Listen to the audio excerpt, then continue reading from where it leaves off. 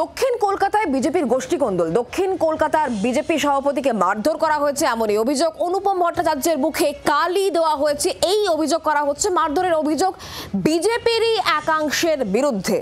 দক্ষিণ কলকাতায় বিজেপির গোষ্ঠীকন্দল, কারণ দক্ষিণ কলকাতায় বিজেপি সভাপতি তাকে মারধর করা হয়েছে বলে অভিযোগ করা হচ্ছে। অনুপম ভট্টাচার্য, তার মুখে কালি দেওয়া হয়েছে, এই অভিযোগ। মারধরের অভিযোগ বিজেপিরই একাংশের বিরুদ্ধে।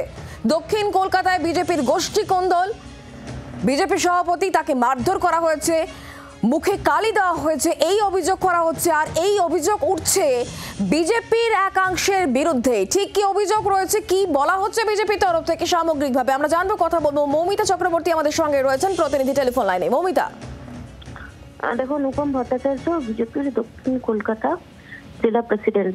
কিছুদিন আগে তুমি জানো যে তার জেলা প্রেসিডেন্ট হওয়ার বিষয় নিয়েও পোস্টার করেছিল তার এবং সঞ্জয় সিংহের নামে সরাসরি দক্ষিণ কলকাতার কার্যালয়।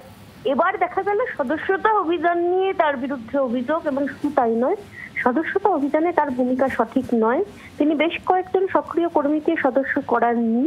সেই অভিযোগে তার উপর বিজেপির এক কর্মীদের একাংশ চড়াও হন, মারধর করেন এবং মুখে কালিও লাগিয়ে দেওয়া হয়েছে বলে অভিযোগ পাওয়া যাচ্ছে।